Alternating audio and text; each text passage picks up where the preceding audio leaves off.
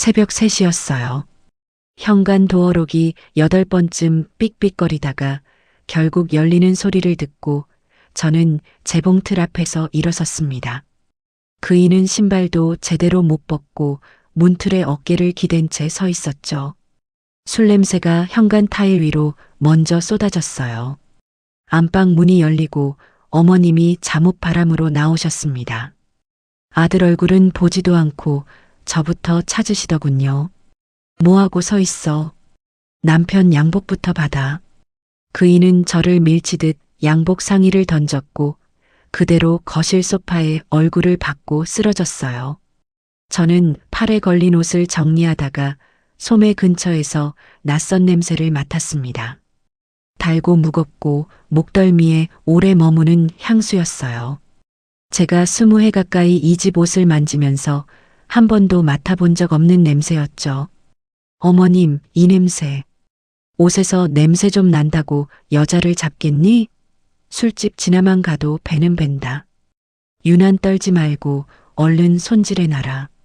어머님은 하품을 하면서 방문을 닫으셨어요. 저는 작업등 아래에 양복을 펼쳤습니다. 그때 오른쪽 안감이 손가락 2마디만큼 길게 터져 있는 걸 봤어요. 실밥이 뜯긴 방향이 이상했습니다. 옷걸이에 걸다 걸린 게 아니라 안에서 뭔가를 밀어넣다가 벌어진 자국이었죠. 바늘을 넣는 순간 접힌 종이 한 장이 무릎으로 떨어졌어요. 산후조리원 계약금 영수증이었습니다. 2층짜리 특실, 2주 이용. 제가 모르는 여자 이름 석자가 인쇄돼 있었고 그 아래 보호자 연락처 칸에는 제가 18년 동안 외우고 살던 번호가 적혀 있었어요. 손이 떨렸는지 바늘이 검지 안쪽을 찔렀습니다. 피가 방울로 맺히는데 이상하게 소리가 안 나오더군요. 안감을 조금 더 벌리니까 초음파 사진이 나왔어요. 날짜는 반년 전. 뒷면에는 볼펜으로 눌러 쓴 글씨가 있었습니다. 우리 아들, 아빠가 기다려.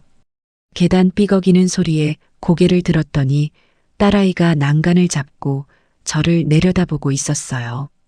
저는 서류를 앞치마 주머니에 쑤셔 넣고 웃었습니다. 엄마 이래. 얼른 자. 다음 날 아침 그이는 해장국을 뜨면서 처음 보는 종이라고 잡아댔어요. 제가 보호자 연락처를 손톱으로 짚어 보이니까 그제야 숟가락을 놓더군요. 아, 그거 회사 행사 비용이야. 협력업체 직원 복지 차원으로 처리한 거. 산후조리원 특실이 협력업체 복지예요? 당신이 뭘 안다고 그래. 사업이라는 게 그렇게 단순한 줄 알아? 그때 어머님이 식탁을 손바닥으로 내리치셨어요. 너 지금 남편 양복을 뒤졌다는 거지? 남의 주머니나 뒤지고 그게 이 집 며느리가 할 짓이니? 뒤진 게 아니라 안감을 고치다가 나온 거예요. 어머님이 손질해 놓으라고 하셨잖아요. 내 손이 원래 남의 물건 뒤지는 손이었니? 어디서 배워먹은 버릇인지 몰라도 그 손 놀리는 거 보면 알아. 거실 문가에서 딸아이 목소리가 났습니다. 할머니, 엄마가 아빠 옷 고쳐준 거잖아요. 왜 엄마한테 그래요? 어머님이 몸을 돌리셨어요. 그 눈빛을 저는 알아요. 18년 동안 저한테만 쓰던 눈빛이었는데 그날 처음으로 제 딸을 향했습니다. 어른 말하는데 끼어드는 것도 내 엄마한테 배웠냐? 하여간 피는 못 속여. 그러면서 손을 드셨죠. 저는 어머님 손목을 잡았습니다. 태어나서 처음으로요. 애한테 손대지 마세요. 이게 미쳤나? 나, 아들아, 네 마누라 좀 봐라. 그이가 달려와 제 어깨를 밀었어요.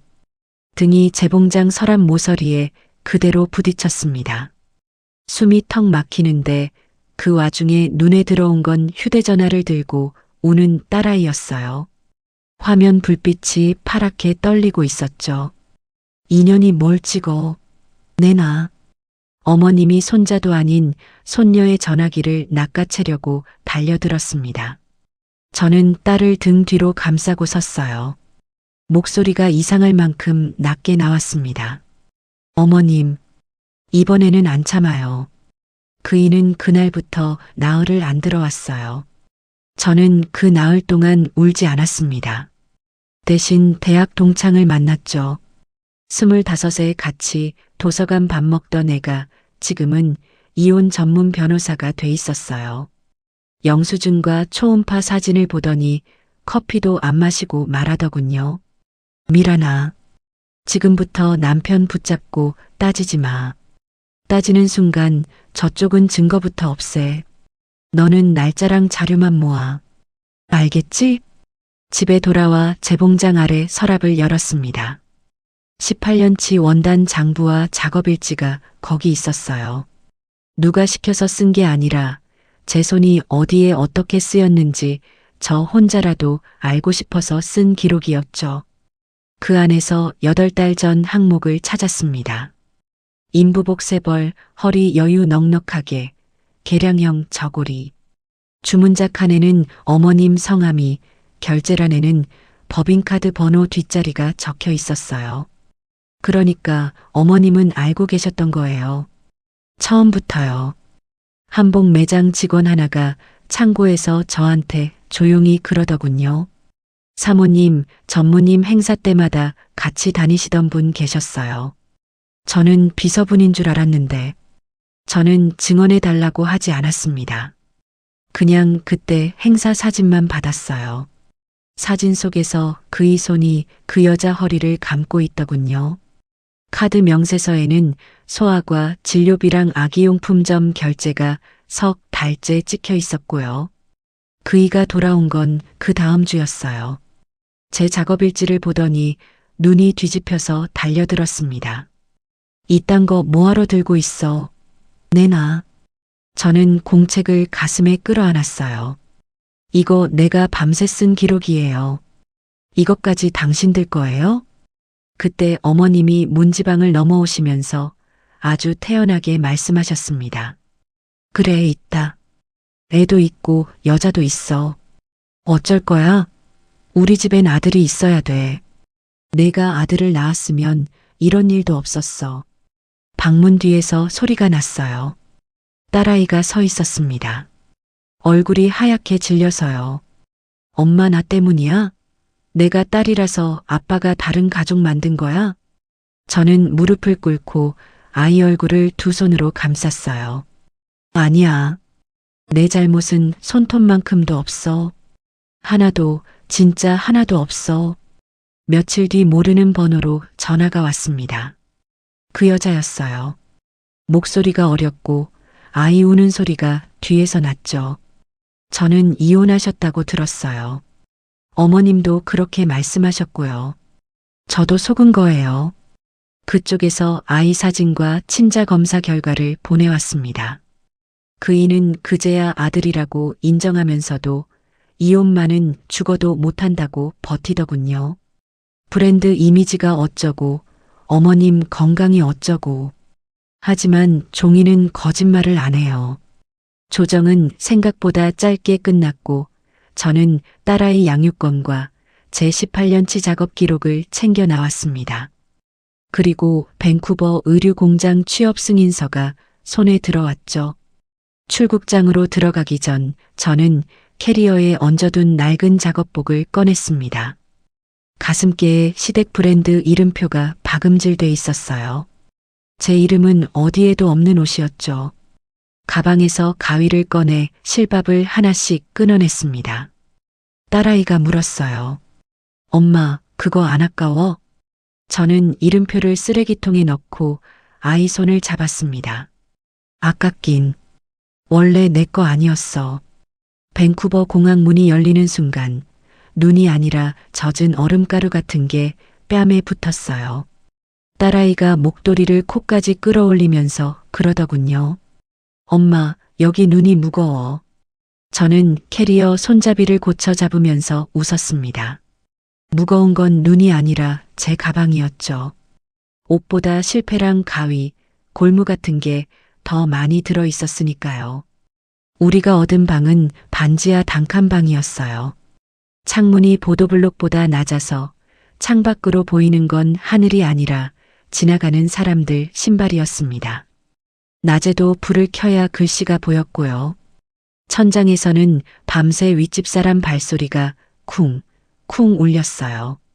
이불을 뒤집어 쓰고 누웠는데 딸아이가 그러더군요. 그래도 전에 살던 집보다 조용하다. 그 집은 방이 5개였고 마당에 감나무까지 있었죠. 저는 대답 대신 아이 등을 두드렸습니다. 아이가 잠든 뒤에 이불 속에서 휴대전화를 켜고 통장 잔액을 확인했어요. 환율 계산을 3번쯤 다시 했는데 3번 다 같은 숫자였습니다. 넉 달. 아무 일도 안 생기면 넉 달이었어요. 다음 날 아침 6시에 공장으로 갔습니다. 취업 승인서에 적혀 있던 그 의류 공장이요. 문을 열자마자 기계 소리가 얼굴을 때리더군요. 산업용 재봉틀 20대가 한꺼번에 돌아가는 소리는 소리가 아니라 벽 같았어요. 작업 반장은 저보다 7은 어려 보이는 여자였습니다. 제 서류를 훑어보더니 가위 하나를 툭 던져주더군요. 실밥. 저기 상자 2개, 오늘 안에.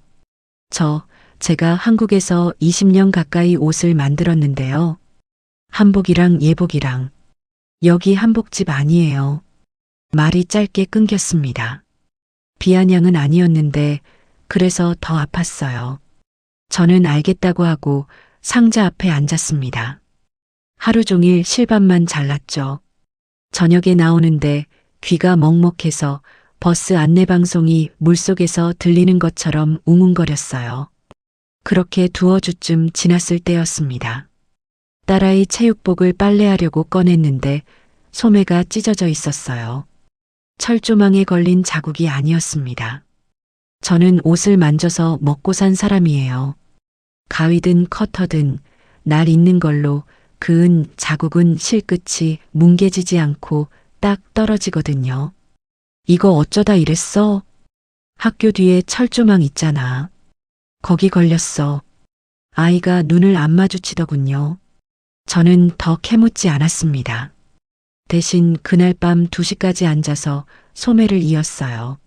안쪽에 얇은 심을 대고 겉에서는 바늘땀이 하나도 안 보이게. 아침에 아이가 그 옷을 들고 한참 들여다보더니 아무 말 없이 입고 나갔습니다. 공장에서 사고가 난 건 그 주 금요일이었어요. 대량 주문 들어온 유니폼 200벌에 지퍼가 죄다 반대로 달려나갔거든요. 반장 얼굴이 하얗게 뜨는데 직원들은 퇴근 시간이라고 하나둘 옷을 챙기더군요. 저는 남았습니다. 딱히 착해서가 아니라 그 200벌이 잘못되면 다음 달 제 근무 시간이 날아갈 것 같아서요. 새벽 2시까지 지퍼를 뜯고 다시 달았어요.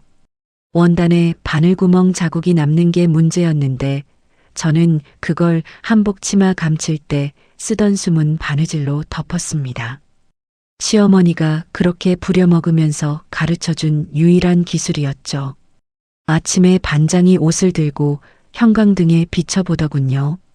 뒤집어서 안쪽까지 보고 손톱으로 솔기를 훑고 한참을 그러고 있었습니다. 이거 누가 했어요? 제가요. 반장이 저를 한참 보더니 턱으로 재봉틀을 가리켰습니다. 만져봐요. 발판 밟는 것부터. 그런데 그게 제 뜻대로 안 됐어요. 발끝에 살짝 힘만 줬는데 기계가 미친 듯이 튀어나가서 원단을 2장이나 망쳤습니다. 3번째에는 손가락을 바늘에 찍혔어요. 손톱 옆이 터져서 피가 나는데 저는 그냥 휴지로 감고 계속 밟았습니다. 다음 날도 붕대 감고 나갔고요. 반장이 제 손을 보더니 그러더군요. 악으로 밟지 말고 박자 맞춰 밟아요. 기계는 아줌마 사정 몰라요. 그 말이 이상하게 오래 남았습니다. 저는 퇴근하고 공장 뒤에 버리는 자투리 원단을 얻어다가 방에서 밤마다 연습했어요. 재봉틀이 없으니까 발판 밟는 신용만 하면서 손으로 원단을 밀었죠. 딸아이가 그 옆에서 숙제를 했습니다. 버스를 타고 가던 어느 토요일에 아이가 창밖을 보다가 몸을 획 돌리더군요. 동네 빙상장이었어요. 문이 열려 있어서 안쪽 얼음이 보였고 스케이트 날이 얼음을 긁는 소리가 창문 너머로 들어왔습니다. 그 소리를 듣는데 아이 발끝이 버스 바닥에서 저 혼자 박자를 타고 있더라고요. 하나, 둘, 셋. 아이는 그걸 모르는 것 같았어요. 저는 봤지만 모르는 척 했습니다. 물어보면 아이가 또 아니라고 할 테니까요. 문제는 겨울이 끝나갈 무렵에 터졌어요. 공장 주문이 줄어서 제 근무가 절반으로 깎였습니다. 반장이 미안하다고 경력 짧은 순서라고 하더군요. 저는 화도 안 났어요. 화낼 시간에 다른 자리를 찾아야 했으니까요. 주말마다 한인타운을 돌았습니다. 세탁소, 수선집, 옷가게. 이력서를 내밀면 대부분 여기 경력이 있느냐고 물었고 없다고 하면 종이를 돌려줬죠. 그러다 골목 안쪽 작은 세탁소 유리창에서 종이 한 장을 봤습니다. 매직으로 삐뚤빼뚤 쓴 글씨였어요. 무료 수선 토요일. 문을 밀고 들어갔더니 예수는 훌쩍 넘어 보이는 아주머니가 다림질을 하고 있었습니다. 사람 안 구해요? 저 바느질 할 줄 아는데요. 여기도 내 입 풀칠하기 바빠. 딴 데 알아봐. 그러고는 다시 다리미를 들더군요. 제가 돌아서려는데 문이 열리고 노인 한 분이 겨울 외투를 안고 들어왔어요. 등이 굽고 손이 떨리는 분이었습니다. 어깨 솔기가 한 뼘쯤 터져서 솜이 빠져나와 있었죠. 할아버지, 지금 밀린 옷이 산더미야. 다음 주 토요일에 와요. 노인이 알겠다고 하면서 옷을 다시 껴안는데 그 손이 너무 떨렸어요. 저도 모르게 말했습니다. 그거 저 잠깐만 주세요. 15분이면 돼요. 사장님이 뭐라고 하기도 전에 저는 구석 재봉틀에 앉았습니다. 터진 부분만 박으면 원단이 또 찢어질 게 뻔했어요. 그래서 안쪽 밑단에서 같은 색 천을 잘라내고 그걸 어깨 안쪽에 덧대서 힘을 나눠 실었죠. 겉에서는 바늘땀이 원래 박음선을 따라가게요. 노인이 옷을 받아들고 어깨를 이리저리 돌려보더니 지갑을 꺼내려고 했습니다. 사장님이 손사래를 치더군요. 오늘 토요일이잖아. 됐어요. 노인이 나가고 나서 사장님이 제 앞으로 오더니 아까 그 외투 자리를 손으로 짚는 신용을 했습니다. 손은 괜찮네. 감사합니다. 그런데 말이야. 사람 옷을 그렇게 함부로 잡으면 안 돼. 그거 그 양반 평생 오실 수도 있어. 망쳤으면 어쩔 뻔했어. 말투는 거칠었는데 눈은 이미 저를 다시 보고 있었어요. 저는 그 다음 토요일부터 무료 수선 코너에 나갔습니다. 돈은 안 받았죠. 딸아이는 세탁소 구석 접이식 의자에 앉아 숙제를 하면서 저를 기다렸고요. 어느 날 사장님이 아이 가방을 발로 툭 건드리면서 물었습니다. 이거 스케이트 가방 아니야? 왜 이렇게 낡았어? 아이가 잠깐 망설이더니 대답했어요. 한국에서 피겨했었어요. 10살 때까지요. 할머니가 계집애가 무슨 운동이냐고 해서 그만뒀어요. 사장님이 아무 말 없이 창고로 들어가더니 상자 하나를 들고 나왔습니다. 손님이 몇 년 전에 맡겨놓고 안 찾아간 중고 스케이트였어요. 신어봐. 어차피 버릴 거야. 저 발 안 맞을 것 같은데요. 아이는 사양하면서도 그 부츠에서 눈을 못 떼더군요. 저는 그날 밤 그걸 무릎에 올려놓고 새벽까지 만졌습니다. 안쪽 발목 닿는 자리에 부드러운 가죽을 덧대고 끊어질 것 같은 끈은 갈아 끼우고 혀 부분은 두 겹으로 대서 발등이 안 아프게요. 손목이 저릿한데 이상하게 하나도 안 힘들었어요. 일요일 새벽 6시 공공 링크에 사람이 거의 없었습니다. 아이가 3년 만에 얼음 위에 섰어요. 처음엔 두 발짝 만에 엉덩방아를 찢더군요. 저는 난간을 붙잡고 숨을 참았습니다. 그런데 세 바퀴쯤 돌더니 어깨가 저 혼자 기울고 팔이 저 혼자 올라가는 거예요. 몸이 기억하고 있었어요. 제가 잊으라고 시킨 걸 아이 몸은 안 잊고 있었던 거죠. 집에 오는 길에 아이가 제 손을 잡더군요. 엄마, 나 오늘 좀 웃었지? 그 주에 세탁소 사장님이 저를 불렀습니다. 얼굴이 안 좋아 보이길래 걱정했는데 허리 수술 날짜를 잡았다고 하더군요. 한 달. 딱 한 달만 가게 좀 봐줘. 돈 계산은 못 해줘도 매출은 다 내 거 해. 저 여기 경력도 없는데요. 경력 같은 소리 하네. 나 여기서 30년 했는데 손 보면 알아. 대신 하나만 약속해. 중간에 도망가지 마. 사장님이 매출 장부랑 열쇠, 그리고 밀린 옷더미를 제 앞에 밀어놓았습니다. 저는 장부를 받아들면서 대답했어요. 도망가지는 않을게요. 그건 제가 제일 못하는 거예요. 가게를 맡은 첫날, 저는 아침 7시에 셔터를 올렸습니다. 카운터 뒤에 쌓인 옷더미가 제 키만 했어요. 저는 그걸 먼저 옷걸이에 하나씩 걸고 태그에 적힌 약속 날짜 순으로 다시 줄을 세웠습니다. 2주 전에 지난 게 11벌, 그 주에 끝내야 할 게 8벌이었죠. 문제는 사람이었어요. 문을 열고 들어온 손님들이 카운터에 앉은 저를 보더니 하나같이 걸음을 멈추더군요. 사장님은요? 수술 받으셨어요. 한 달은 제가 봅니다. 아, 그래요? 그럼 저 다음에 올게요. 옷을 도로 안고 나가는 뒷모습을 그날만 대여섯 번 봤습니다. 화가 나진 않았어요. 저라도 그랬을 테니까요. 30년 단골 가게에 갑자기 낯선 아줌마가 앉아 있는데 누가 자기 겨울 코트를 맡기겠어요. 그래서 저는 종이에 매직으로 써서 유리문에 붙였습니다. 약속 날짜 넘기면 수선비 안 받습니다. 그날 밤 11시까지 재봉틀을 돌렸어요. 딸아이는 세탁소 구석 의자에 앉아 졸면서 번호표를 순서대로 맞추고 있었습니다. 고개가 앞으로 툭 떨어졌다가 놀라서 다시 드는 걸 몇 번이나 봤죠. 집에 가라고 해도 안 가더군요. 엄마 혼자 있으면 무섭잖아. 무서운 건 자기면서요. 사흘째 되던 날 여자 손님 하나가 비닐에 싼 웨딩드레스를 들고 왔습니다. 얼굴이 이미 울고 온 얼굴이었어요. 세탁소에서 이렇게 만들어놨어요.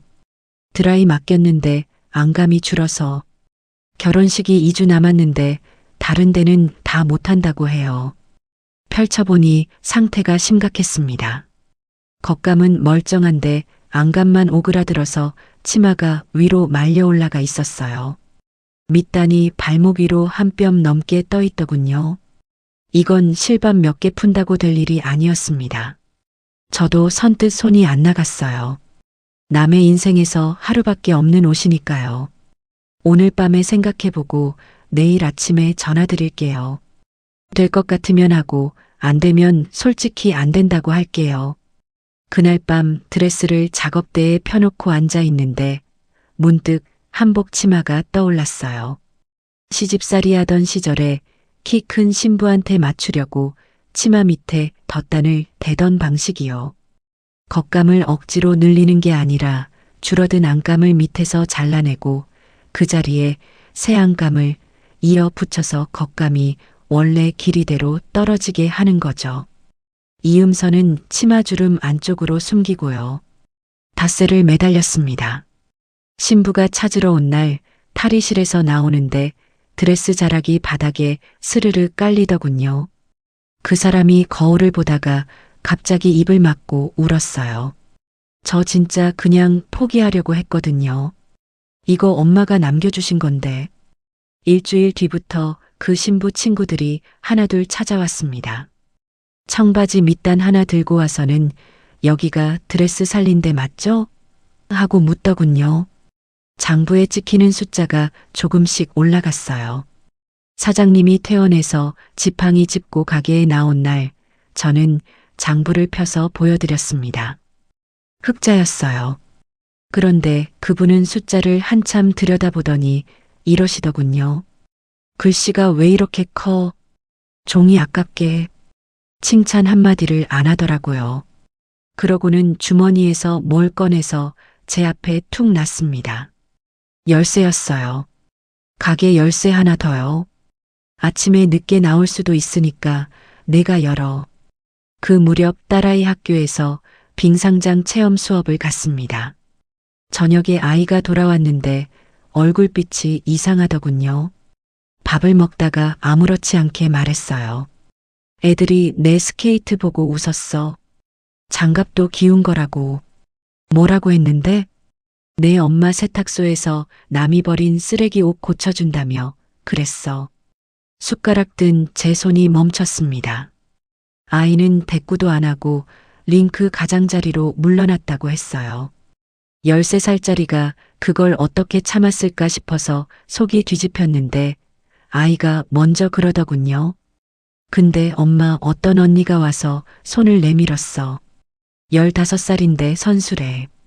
같이 한 바퀴 돌자고. 그 언니 손을 잡고 돌다가 속도가 붙었대요. 그러다 아이 몸이 저 혼자 뛰어 올랐다고 하더군요. 2바퀴를 돌았고 착지에서 엉덩방아를 찧었고요. 그런데 그걸 링크 반대편에서 어떤 아저씨가 보고 있었답니다. 며칠 뒤 그분이 세탁소로 찾아왔어요. 50대 중반쯤 한국계 캐나다인이고 피겨 코치라고 자기소개를 하더군요. 무릎 부상으로 선수 생활을 접었다고요. 따님, 어디서 배웠어요? 기본기가 몸에 남아 있어요. 회전축이 안 흔들려요. 그거 나중에 배워서 되는 게 아니에요. 제가 대답하기도 전에 아이가 카운터 뒤에서 튀어나와서 먼저 말을 잘랐습니다. 저 돈 없어요. 그러니까 안 해요. 13살 입에서 나온 그 말이 저를 때리더군요. 코치는 아이 앞에 쪼그려 앉아서 이렇게 말했어요. 돈 얘기는 나중에. 이번 주 토요일 새벽 6시에 테스트가 있어요. 공짜예요. 잘하면 좋고 못하면 말고. 딱 한 번만 나와요. 그날 밤 저는 아이 가방을 정리하다가 교과서 사이에서 신청서를 발견했습니다. 접혀서 안쪽에 깊이 밀어 넣어져 있더군요. 저는 그걸 들고 방으로 갔어요. 이거 왜 숨겼어? 아이가 이불을 끌어당기면서 우물거렸습니다. 엄마 고생시키기 싫어서. 나 하면 돈 엄청 들잖아. 링크비도 있고 코치비도 있고. 저는 낡은 스케이트 가방을 들고 와서 아이 앞에 놨어요. 엄마 하나만 물어보자. 하고 싶은 걸 왜 죄처럼 숨겨? 너 그거 할머니한테 배운 거야? 아이 눈이 커지더군요. 엄마는 18년 동안 하고 싶은 말도 숨기고 살았어. 그래서 뭐가 남았는 줄 알아? 아무것도 안 남았어.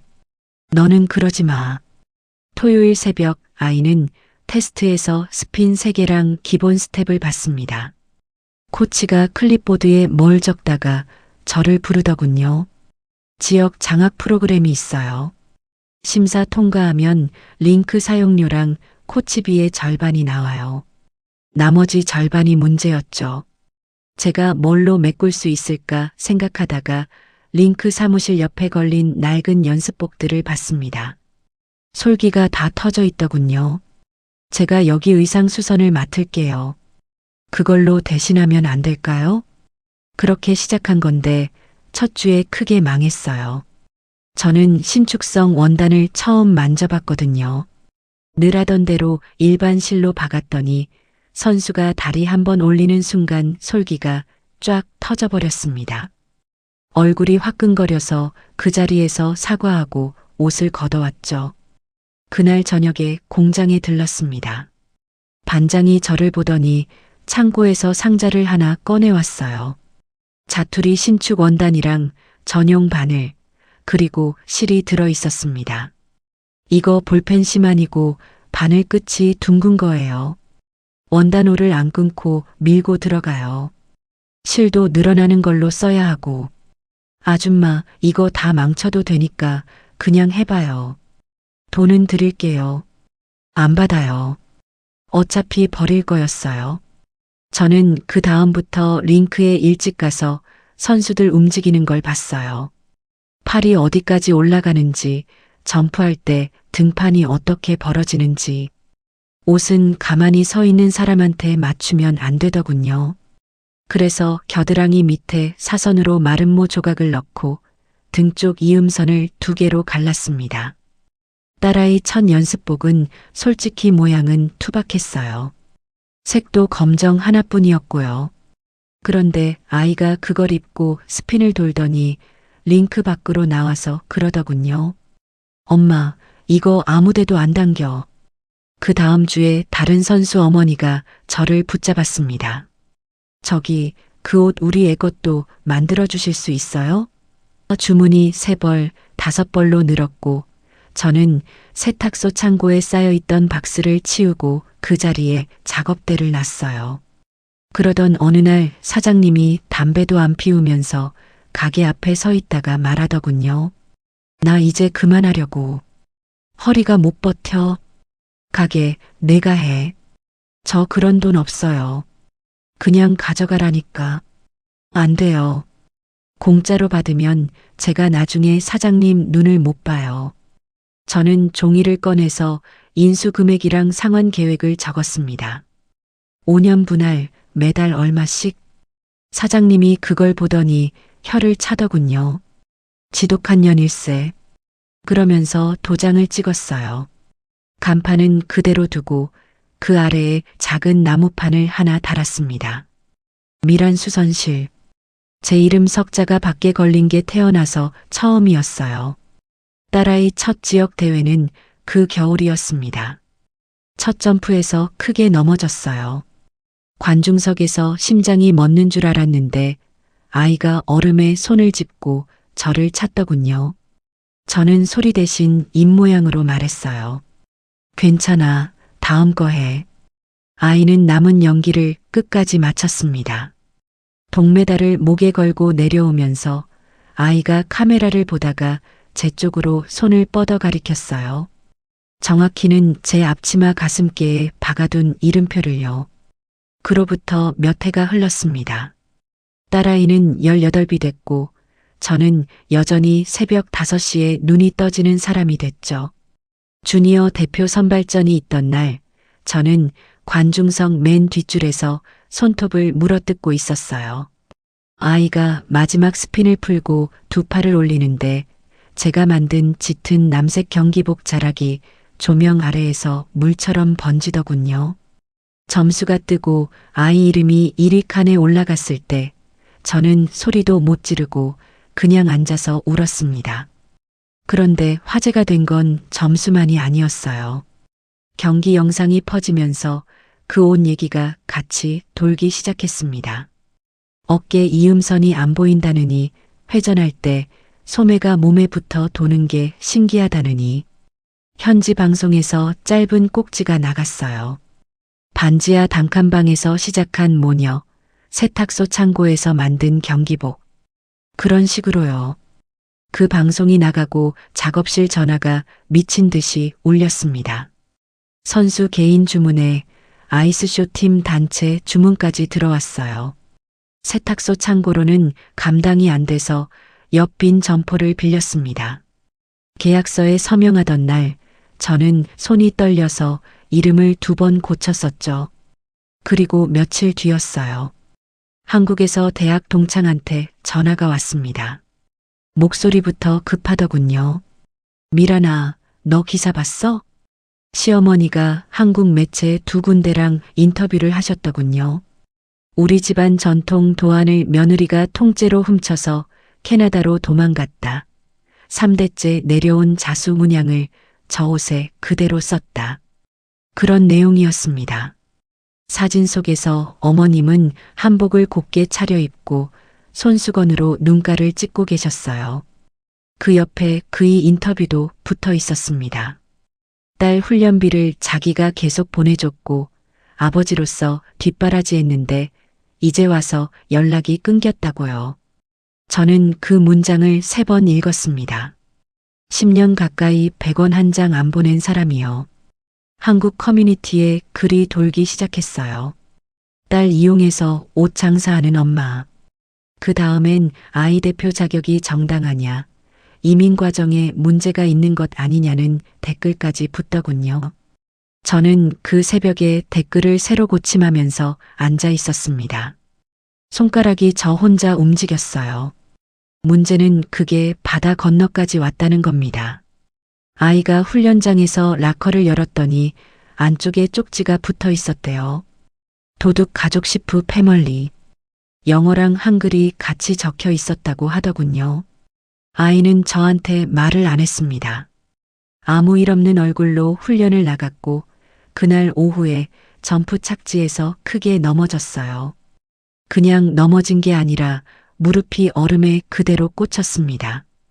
코치가 호루라기를 불고 아이를 링크 밖으로 끌어냈어요. 오늘 끝. 들어가요. 저 괜찮은데요. 몸보다 마음이 먼저 굳었어요. 지금 뛰면 발목 나가요. 안 된다면 안 되는 거예요. 아이는 대답도 안 하고 라커룸으로 들어갔습니다. 30분이 지나도 안 나오길래 제가 화장실 문을 두드렸어요. 안에서 소리가 났는데 그게 우는 소리가 아니라 천이 찢어지는 소리였습니다. 문을 밀고 들어갔더니 아이가 변기 앞에 주저앉아서 자기 경기복을 무릎에 놓고 가위를 들고 있었어요. 제가 밤새워 만든 그 남색 옷이었죠. 이미 소매 쪽이 한 뼘 벌어져 있더군요. 저는 아무 말 없이 손을 뻗어서 가위를 뺐습니다. 아이가 그제야 무너졌어요. 내가 안 유명해졌으면 됐잖아. 내가 그냥 조용히 있었으면 엄마 욕 안 먹었잖아. 엄마가 뭘 훔쳤다고 저래. 엄마가 도대체 뭘 훔쳤다고. 저는 아이를 끌어안았습니다. 등이 너무 얇아서 이 애가 언제 이렇게 컸나 싶으면서도 언제 이렇게 말랐나 싶더군요. 들어봐. 내가 빛난 게 죄면 엄마도 같이 벌 받을게. 근데 죄 아니야. 엄마 하나도 안 부끄러워. 그날 밤 대학 동창한테 전화를 걸었습니다. 저는 해명문부터 쓰고 싶었어요. 억울해서 손끝이 떨렸거든요. 그런데 그 친구가 딱 잘났습니다. 미란아, 감정으로 쓴 글은 저쪽한테 총알만 줘. 너 18년치 작업일지 아직 갖고 있지? 그거부터 다 스캔해. 날짜별로. 원단 장부, 영수증 다. 저는 그 상자를 캐나다까지 이고 왔어요. 남편이 뺏으려던 그 공책들이요. 28권이었습니다. 그걸 작업실 바닥에 다 펼쳐놓고 딸아이랑 밤새 사진을 찍었어요. 손으로 그린 패턴, 소매 곡선 수정한 흔적, 몇 년, 몇 월, 며칠, 몇 시에 뭘 만들었는지 적힌 글씨. 문양 도안도 제가 직접 그린 스케치부터 완성본까지 순서대로 다 있었죠. 그걸 공개하고 나서 상황이 뒤집히기 시작했습니다. 시댁 브랜드에서 일했던 옛날 직원들이 하나둘 입을 열었어요. 어떤 분은 자기 이름을 걸고 이렇게 말하더군요. 그 도안 사모님이 그리신 거 맞아요.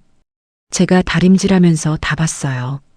회장님은 그거 완성되면 자기 브랜드 이름표 달아서 매장에 걸었고요. 저희끼리는 다 알았어요. 말을 못했을 뿐이지. 그리고 하나 더 있었습니다. 모르는 번호로 메일이 왔는데 그 여자였어요. 아이 아빠와 산다는 그 사람. 파일이 여러 개 붙어 있었습니다.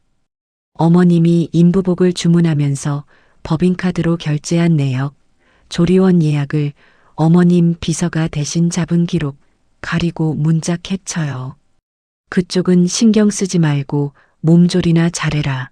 내가 알아서 정리한다. 메일 마지막에 이렇게 적혀 있더군요. 저도 이용당했어요. 이혼하셨다고 해서 믿었고요. 그쪽이 뭘 훔쳤다는 기사 보고 도저히 못 참겠어서 보냅니다. 거기에 아이가 13살 때 찍어놨던 영상까지 나왔습니다.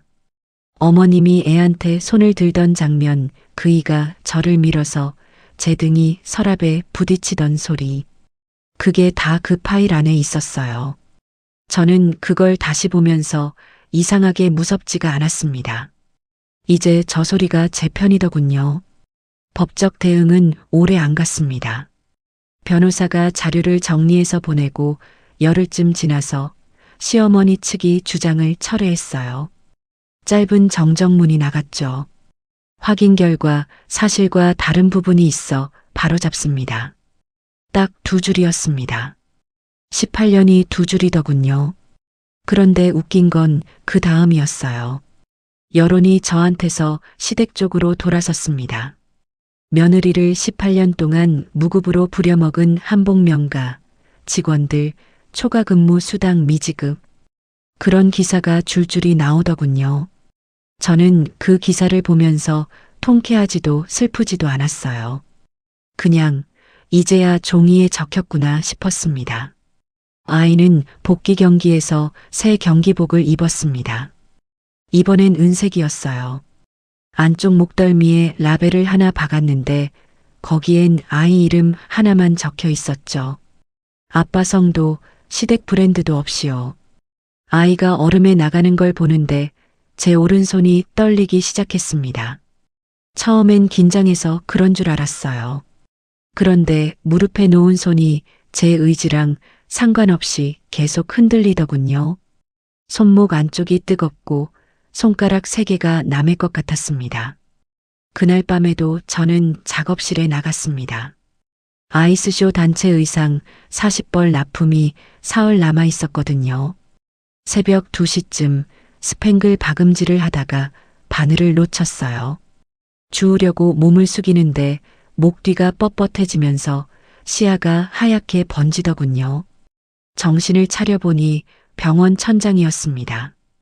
옆에 딸아이가 앉아 있었고요. 의사가 오더니 손목과 목에 누적된 손상이 심하다고 과로가 겹쳤다고 하더군요. 당분간 바늘 잡지 마세요. 당분간이라고 말씀드리는 게 제가 할 수 있는 최선입니다. 저는 웃으려고 했는데 잘 안 됐어요. 손을 쥐었다 펴봤는데 힘이 반밖에 안 들어가더군요. 그날 밤 아이가 침대 옆에 앉아서 뭘 하고 있길래 봤더니 제 작업 앞치마였습니다. 어깨끈이 해져서 실이 다 풀린 거요. 아이가 그걸 바늘로 꿰매고 있었어요. 땀이 삐뚤빼뚤하고 실이 2번이나 엉켰죠. 손가락도 1번 찔렀는지 입에 넣고 쪽 빨더군요. 저는 그냥 보고만 있었습니다. 고쳐주고 싶은데 손이 안 올라가서요. 재활은 병원 3층 구석방에서 시작했습니다. 물리치료사가 제 손등에 전기 패드를 붙이고 손가락을 하나씩 젖히는데 그 정도에 눈물이 핑 돌더군요. 10번쯤 다니고 나서 제가 물었어요. 예전처럼 하루 12시간 박을 수 있느냐고요. 치료사가 웃지도 않고 대답했습니다. 솔직히 말씀드릴게요. 그건 안 돼요. 하루 2~3시간 중간에 쉬면서 그 이상은 손목이 못 버팁니다. 집에 오는 버스에서 저는 창밖만 봤어요. 손이 안 되면 저는 뭐가 되나 싶었거든요. 18년을 그 집에서 손 하나로 버텼고 여기 와서도 손 하나로 딸을 먹였는데요. 그 꼴을 세탁소 사장님이 보셨습니다. 며칠 뒤에 지팡이로 제 현관문을 쿵쿵 치더니 그러시더군요. 이불 속에서 뭐해? 나와. 저 이제 옷 못 만들어요. 누가 너 보고 만들래? 손이 쉬면 입으로 가르치면 되지. 너 입은 멀쩡하잖아. 아니, 왜 사람들이 자꾸 손 하나 나갔다고 인생 끝난 것처럼 굴어? 그러고는 제 팔을 잡아 끌어서 작업실까지 데려갔습니다. 그 안에 젊은 재봉사 애들 넷이 서 있더군요. 제가 아프다는 얘기 듣고 주문 밀린 것들 어떻게 하냐고 모여있던 참이었어요. 저는 그날 처음으로 바늘 대신 분필을 들었습니다. 작업대에 종이를 펴고 겨드랑이 마름모 조각을 어디에 넣는지 등 이음선을 왜 2개로 가르는지 그려서 설명했어요. 3시간을 떠들었는데 손목이 하나도 안 아프더군요. 신기했습니다. 한 달쯤 지나서 저는 사업자 등록을 다시 했어요. 개인 수선점에서 공연 의상 제작 회사로요. 서류에 회사 이름을 적는 칸이 있었는데 저는 거기에 제 이름을 넣었습니다. 손이 또 떨렸는데 이번엔 병 때문이 아니었어요. 직원을 뽑으면서 이상한 걸 알게 됐습니다. 이력서를 들고 오는 사람들 중에 이민 온 여자들이 유난히 많았어요. 한국, 필리핀, 이란, 우크라이나. 다들 자기 나라에서는 옷 만들던 사람들인데 여기 와서는 경력을 인정 못 받아 청소나 설거지를 하고 있더군요. 한 사람이 면접 보다가 그러더라고요. 제 손이 아직 기억은 하는데 기계가 달라요. 그 말이 제 목에 걸렸습니다. 그거 제 얘기였거든요. 그래서 작은 교육 프로그램을 만들었어요. 8명씩 석 달 과정으로요. 수강료는 안 받고 수료하면 우리 작업실이나 공장에 연결해주는 방식이었습니다. 그 얘기를 듣더니 딸아이가 저녁 먹다가 숟가락을 놓고 그러더군요. 엄마, 나도 하나 하고 싶은 거 있어. 링크에 애들 있잖아. 나처럼 스케이트가 헐어서 발 아파도 말 못하는 애들. 경기복 지원해주면 안 돼? 걔들 대회 나갈 때 진짜 그거 하나 때문에 주눅 들거든. 저는 그 자리에서 종이를 꺼냈어요. 결국 2개를 합쳤습니다. 이민 여성 재봉 교육과 어린 선수 경기복 지원을요. 교육받는 사람들이 실습으로 경기복을 만들고 그 옷이 형편 어려운 아이들한테 가는 구조였죠. 이름은 딸아이가 붙였습니다. 한 땀 장학금. 어때? 발표하는 날 저는 인사말에서 이 모든 게 세탁소 사장님이 창고에서 꺼내준 중고 스케이트 한 켤레에서 시작됐다고 말했어요. 사장님 이름도 같이 불렀고요. 끝나고 나오는데 그분이 지팡이로 제 정강이를 툭 치더군요. 야, 너 그런 소리 하려고 나 부른 거야? 사람 민망하게 별짓을 다 한다. 진짜. 나 그거 어차피 버릴 거였어. 그럼 왜 우세요? 눈에 뭐 들어갔어? 그 사이 딸아이는 시니어로 올라갔습니다. 국제대회에서 2번 연속 시상대에 섰고 세계선수권 출전권을 땄어요. 링크에서 처음 손을 내밀어줬던 그 언니는 이제 같은 대회에서 경쟁하는 사이가 됐는데 둘이 경기 끝나면 서로 목을 끌어안고 웃더군요. 세계선수권 결승 전날이었습니다. 호텔 로비에 앉아 있는데 경기장 관계자라는 사람이 아이한테 쪽지를 전달했어요. 아버지가 만나고 싶어 한다고요. 그이가 로비 소파에 앉아 있더군요.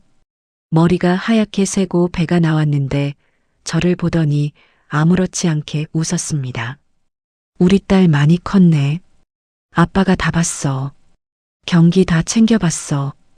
아이는 서서 듣고만 있었어요. 내일 경기, 아빠도 관중석에서 응원할 권리는 있잖아. 나도 아버지야. 출입증 하나 받았는데 이거 내 이름으로 처리하면. 아빠, 아이 목소리가 조용했습니다. 아빠가 필요했던 날에는 어디 있었어요? 그의 얼굴이 굳더군요. 잠깐 입을 벌렸다 닫았다 하더니 결국 이러더라고요.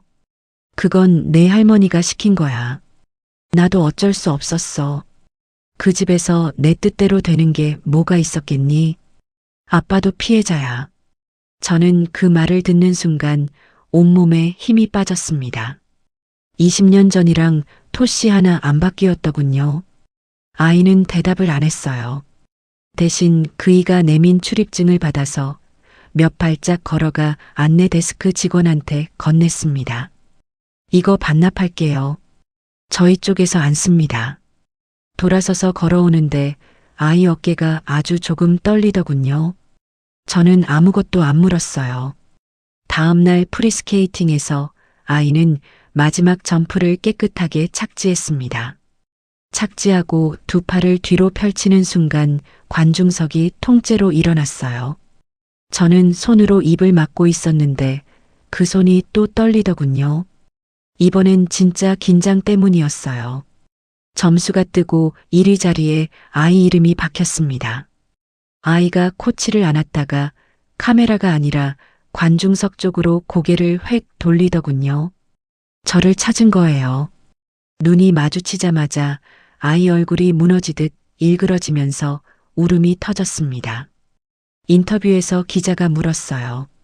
오늘 의상이 참 예쁘다고 어머니 작품이냐고요. 아이가 목에 걸린 메달을 만지작거리다가 대답했습니다. 엄마는요, 제 옷보다 먼저 찢어진 제 마음을 고쳐준 사람이에요. 한국에서 어머님이 찾아온 건 그로부터 한 달쯤 뒤였습니다. 작업실 문을 열고 들어오시는데 예전보다 등이 굽고 화장이 진했어요. 그 화려하던 목소리도 반쯤 갈라져 있더군요.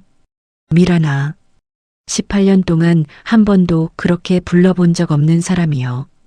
우리 브랜드 지금 반토막 났다. 매장 3개 닫았고, 너 그거 알지? 3대째 내려온 이름이야. 앉으세요. 공동 브랜드 하자. 내 이름 앞에 넣어줄게. 그러면 지난 일은 다 덮는 거야. 나도 이제 늙었고, 너도 딸 앞길 생각해야지. 서로 좋자고 하는 소리야. 저는 자리에서 일어나서 옷걸이 끝에 걸어둔 낡은 작업복을 가져왔습니다. 캐나다까지 이고 온 그 옷이요.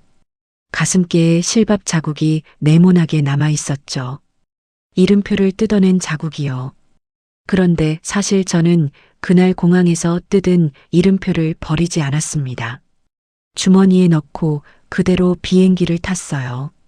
저는 그걸 꺼내서 어머님 앞 탁자에 내려놨습니다. 이거 돌려드릴게요. 뭐 하는 짓이니 지금? 어머님, 저는 덮어달라고 한 적 없어요. 덮어야 할 과거가 아니라 돌려줘야 할 이름이었어요. 제 이름은 제가 도로 찾았고 이건 원래 어머님 거니까 가져가세요. 어머님 손이 떨리는 걸 봤어요. 뭐라고 더 말하려다가 결국 입만 몇 번 달싹이더니 그 작은 천 조각을 손에 쥐고 나가시더군요. 문이 닫히고 나서 저는 이상하게 아무 감정도 안 났습니다.